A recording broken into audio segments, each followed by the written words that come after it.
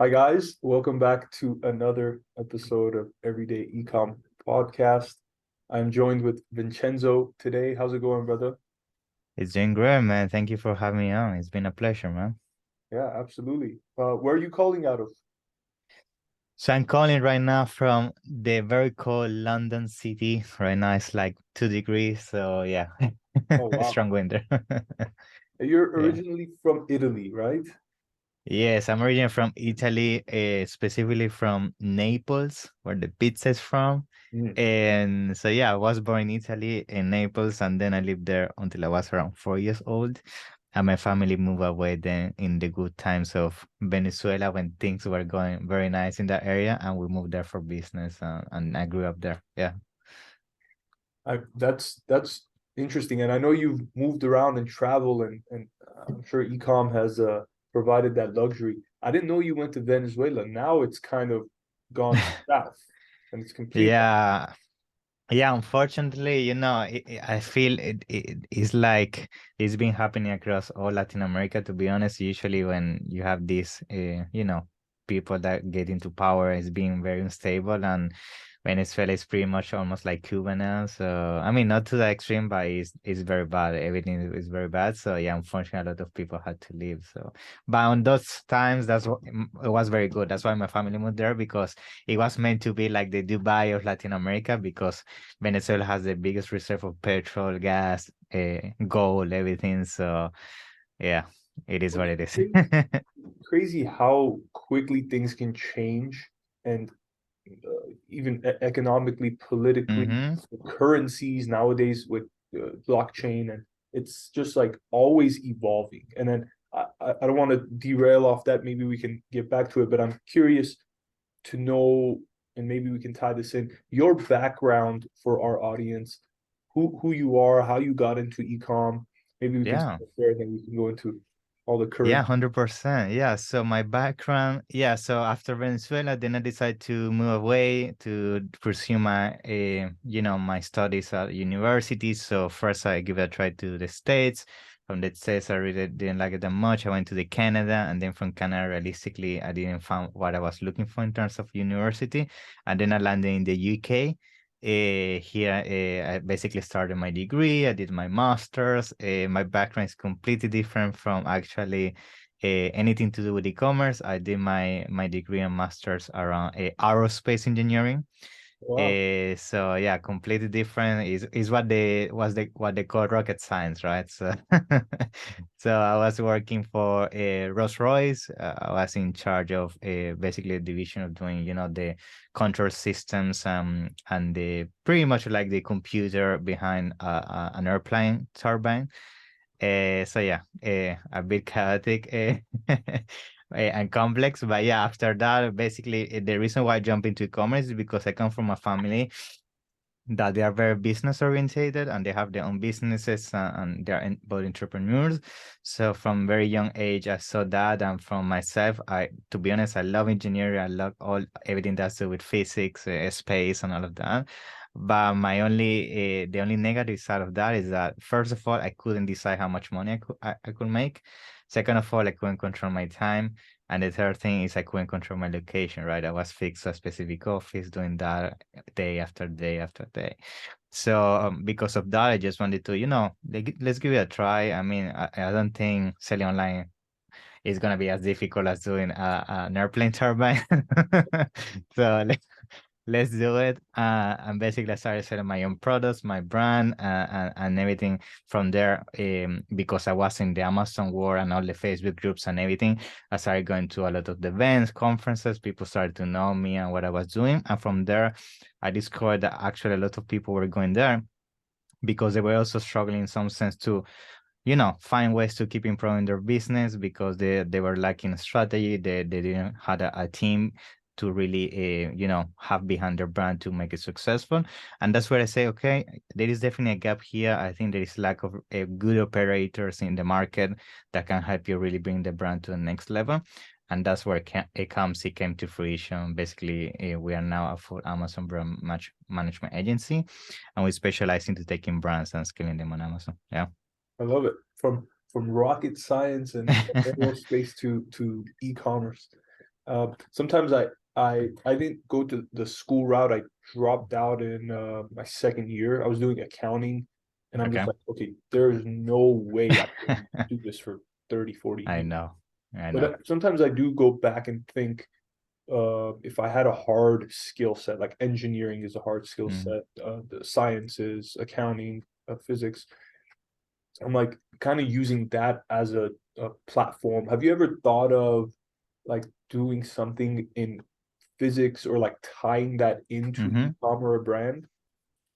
Yeah, so I mean, as I say, I love engineering, and for sure, I'm gonna be doing business ventures into that area in the future. The thing is, for me, I see it from the point of view that I wanna do it from as a business owner, right, and as an employee, or at least as an investor, right? So I'm always, seeking a potential things in the market that I could invest my money in that has to do with engineering companies and so on. But yeah, my issue was always tied to the fact that I didn't want to be the employee or the one that was always tied to a specific salary, regardless of the amount of, innovation we could bring to a company. You need to think that in these companies, there's people that do amazing things when it comes to a technology, and that's why these companies are so successful. But the reality is that these people that are on the grind, they don't really see the benefits. They just get a salary, and the people at top just meeting with the high executives, and traveling around is the one that really benefit from your work. And that was something that was really painful for me, and I couldn't handle it. Yeah, that totally makes sense. That totally Yeah. makes sense. Kind of going into the agency side and the work that you guys are doing with clients, what is the reason or the mission behind that agency work? How would you say is the reason that the company exists, basically? Yeah, my mission, to be honest, is I mean, first of all, I love the fact that I'm helping people. So that's number one. And I will say my mission long term for me as an agency is just to become an agency to a level that I want to become, and that's my dream really to e-commerce. And I'm gonna share here is to become the JP Morgan of e-commerce agencies. The agencies that when a big brand is struggling with e-commerce, they come to us and we fix it for them. And the reason for me being that so important to achieve that is because I know in e-commerce there are so many hardworking people, like families that put everything behind their brands and their business to really make it work. And sometimes the reason why they're not successful is just because they don't have the right, partner by the side that can give them the right strategies, guidance, and so on. And for me, those clients that have come to us that they were really struggling and we managed to really take them out of the dirt and make them successful, that's worth more than any money anybody can pay you. So I think yeah, for sure, being able to keep helping people and then using that as a stepping stone to reach higher audiences, that's definitely the goal for us. Yeah. I like it. Yeah, definitely coming with the attitude of serve first, value first, and just chatting with you before and seeing your content, you're all about that. Is there specific categories that you guys have excelled in, or like, is there a specific criteria of brands that fit well with what you guys are doing? Kind of walk Yeah, me so through. yeah, so when we go start as an agency, most agencies have a criteria. You're gonna find that they tell you need to do minimum 6 figures, 7 figures, so certain categories and so on. And I found that at the beginning, yeah, let's do the same. But after a while, we found that for me it was difficult, and I'm gonna tell you why. Because when we started filtering, we actually found a lot of people that came to us and they were struggling, and we knew what was going on. We knew how to fix it, but then because we had a hard filter, we just couldn't onboard them because we just couldn't because we had a filter, right?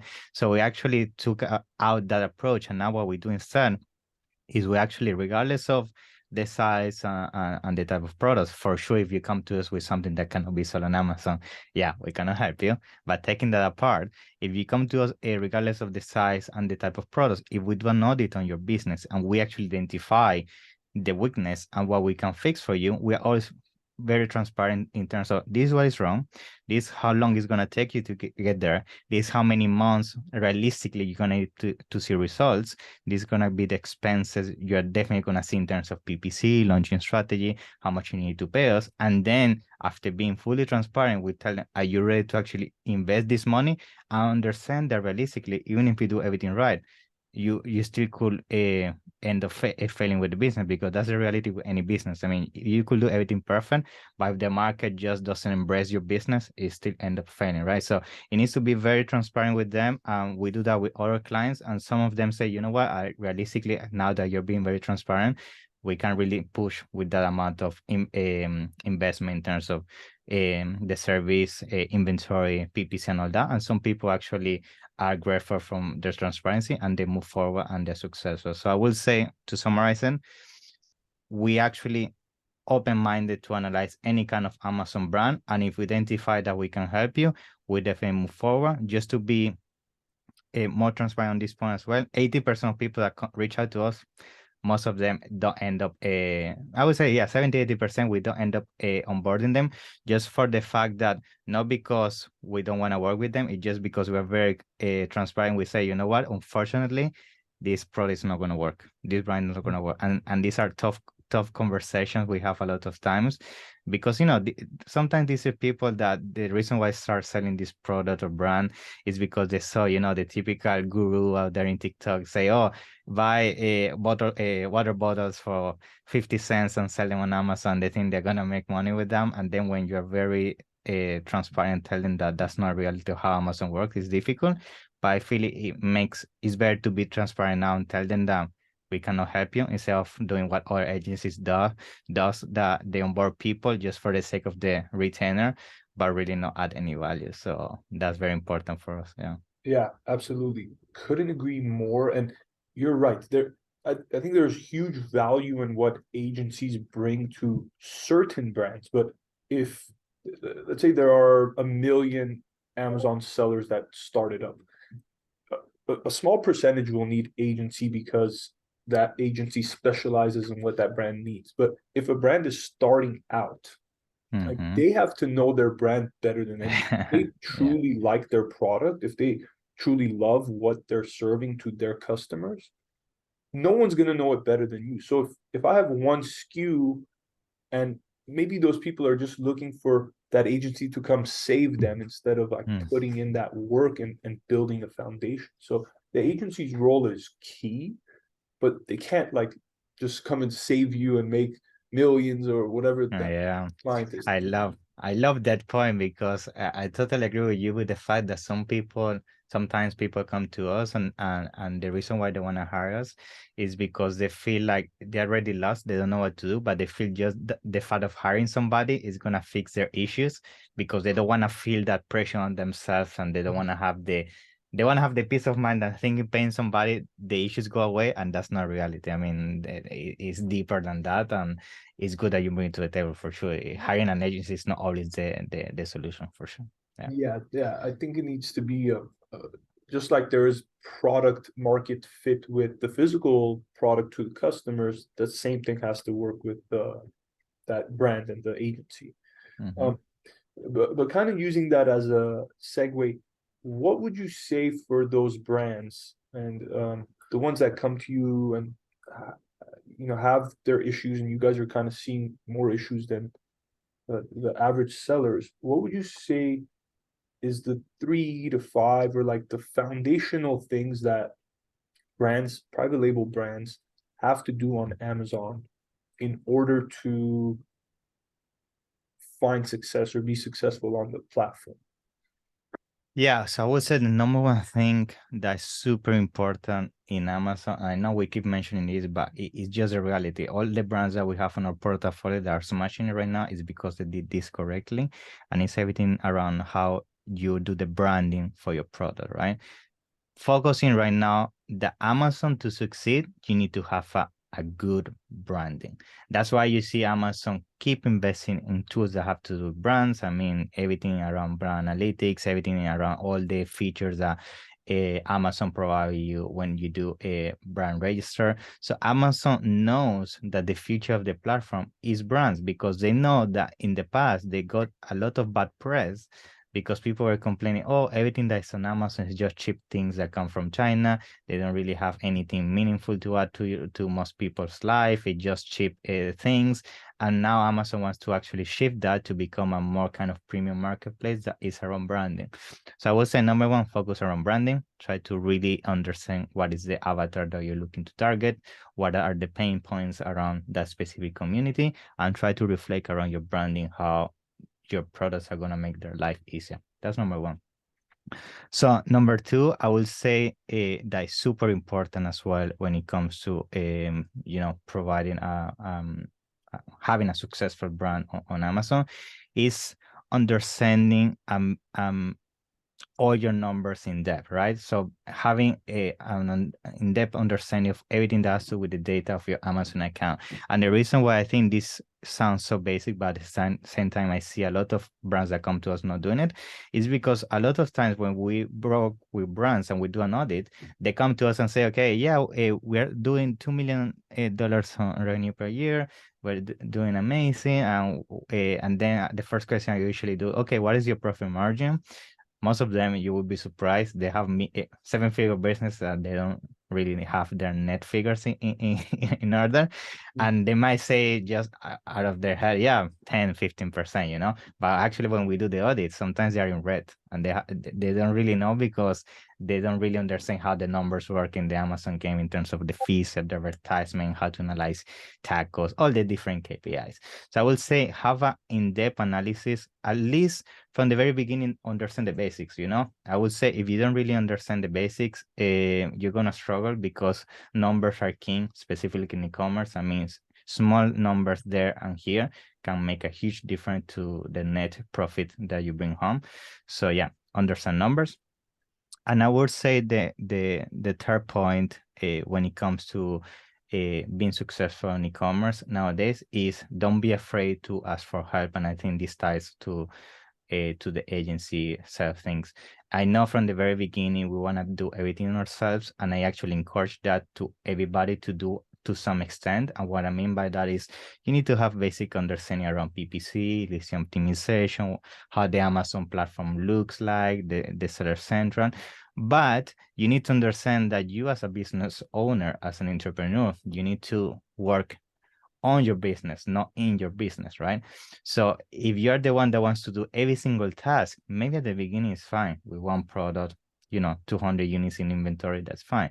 But if you want to reach the level that, you can then sell the brand and really retire with a big chunk of, money, like, you see out there happening in the last couple of years with all the aggregators and stuff, you really need to understand how everything works from the basics, because if you don't, and then you hire somebody, as I just mentioned before, and you think that's going to bring you solutions, then you see the dark side of it, which is people hiring agencies just for the sake of hiring somebody, and because you don't even have a clue of how an Amazon business works, they could be doing nothing and you will never find out, because you don't know how to even check they are optimizing the listings. You don't even know if they're even doing something with reporting, PPC, and so on. So understand basics.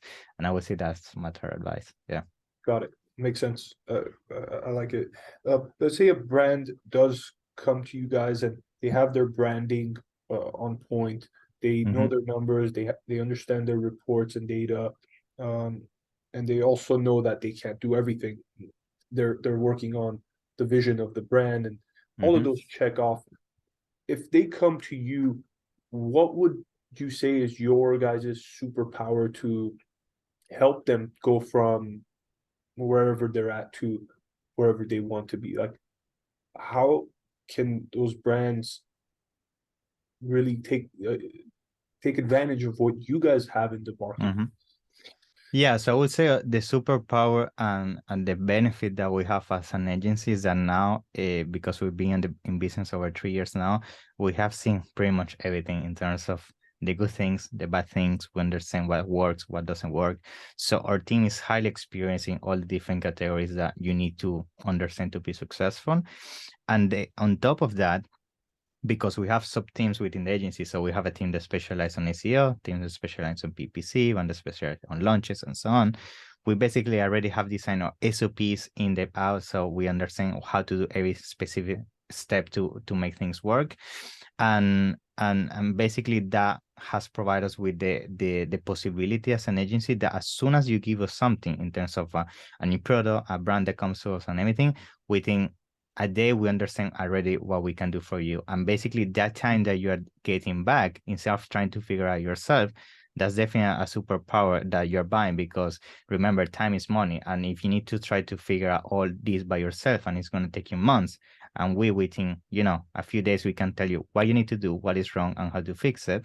I mean, that's can be the difference between success or not, especially if you're on a category that is first to market and you're trying to compete against time. So I would say, yeah, it's knowledge and time that we bring to the table for sure.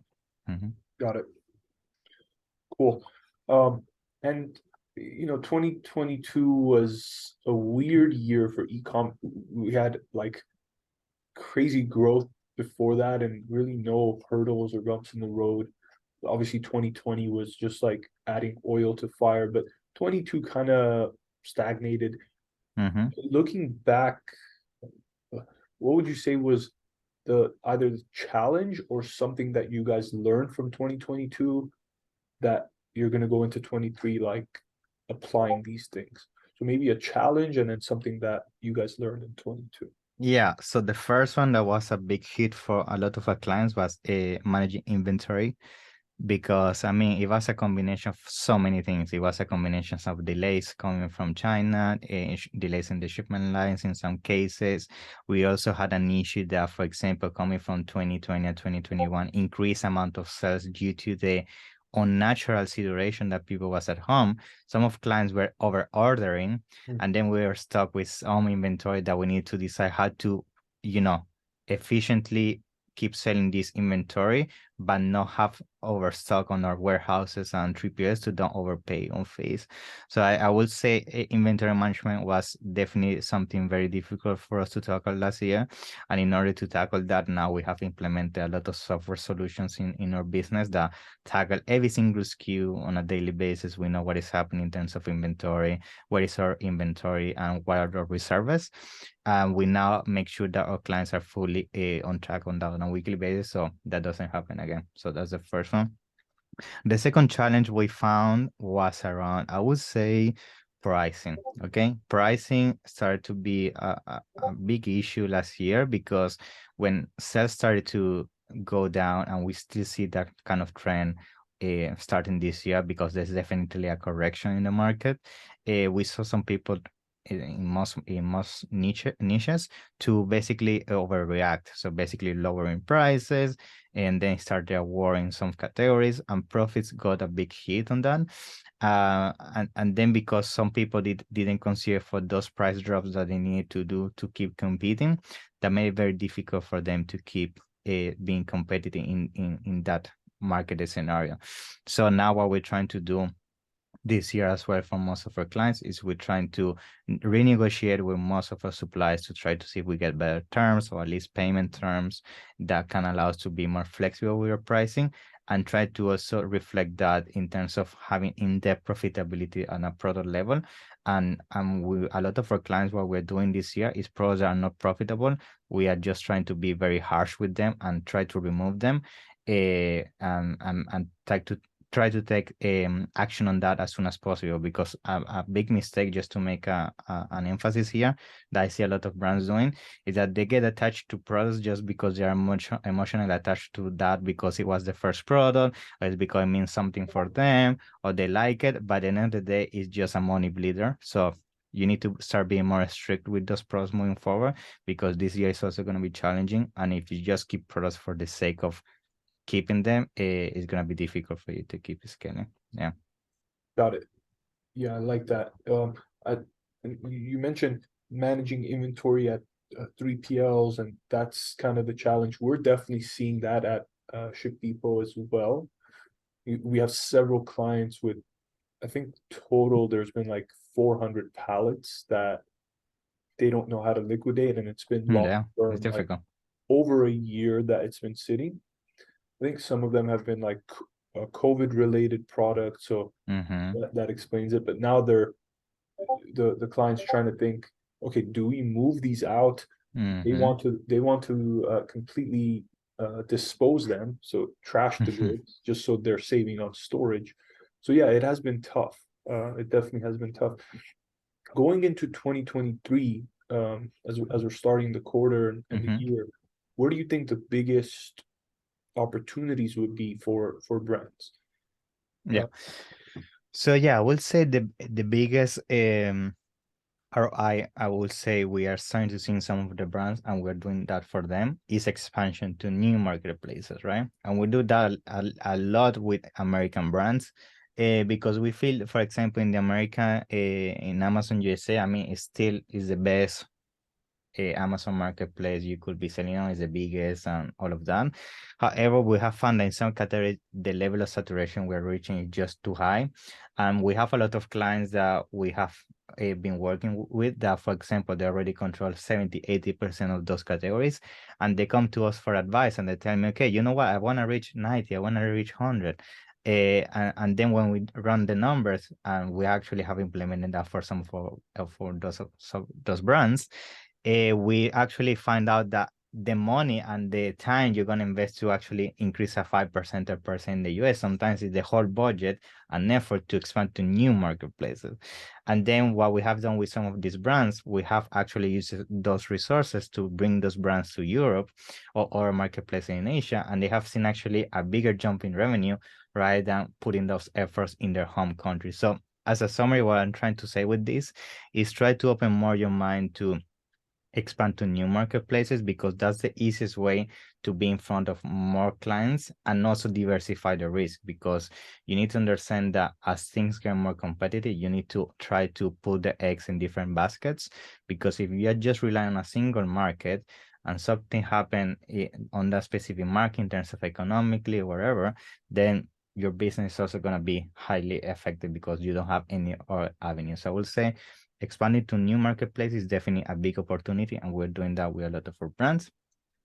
And I will say the second thing, which we also have identified, at least for Amazon sellers, now I'm talking that people can take big advantage of that, is try to start thinking outside the box in terms of how you keep leveraging things that don't really have to do with Amazon itself to keep improving your sales. Because I know we are talking about PPC, listing optimization, so on, which definitely is the number one priority that you need to tackle. But a lot of our brands have started to see benefit for trying things outside the box. So, for example, we are trying to now do with a lot of our brands Google Ads, and for some of them, it's been working quite efficiently. We are doing a lot of live streams with our brands. So the reason I wanted to bring this live stream to our clients in terms of solutions is because I usually like to analyze what happens in other markets, and I actually saw that in Asia something that's been happening for a while now is that the whole platform is becoming live stream focused, video focused, and all that. If you go to a Chinese marketplace, you see it's video all over the place and people just doing live streams. And I feel Amazon is going in that direction. I mean, they're putting more video in the platform. You see now ads having more placement for video. And we've been doing that. Amazon Live has been working quite well as well. So definitely check it out. And then another thing that will advise on top of that to conclude this point is something that is been working quite well is YouTube. So I know we all mentioned TikTok, Instagram, which definitely that's something you can explore, but YouTube is something that we found actually very success. So what we do is we have a process where we identify influencers that basically, let's say you are selling phone cases, right? So we identify influencers that do, oh, these are the top 10 cases for your iPhone 14, right? And they do a comparison and all that. You can reach out to them, and they basically, because they are already Amazon affiliates, you could say, you know what, you could use your Amazon affiliate link and you get a commission. And on top of that, you can offer them to double that commission or give you in a fixed fee on top of that. And some of them is extra money that they're gonna get that they weren't expecting. So that's been a strategy been working. So I would say, to conclude, in terms of bigger opportunity, expand to new marketplaces, which that can be combined with new products if you identify the opportunity on those markets. And the second one is try to think outside the box in terms of external traffic, because I will say if you just try to tackle things with PPC, and ACO within Amazon itself, it can be challenging, especially if you're on a competitive niche. Yeah. I like it. Those are huge, huge value knowledge bombs. So thank you for that.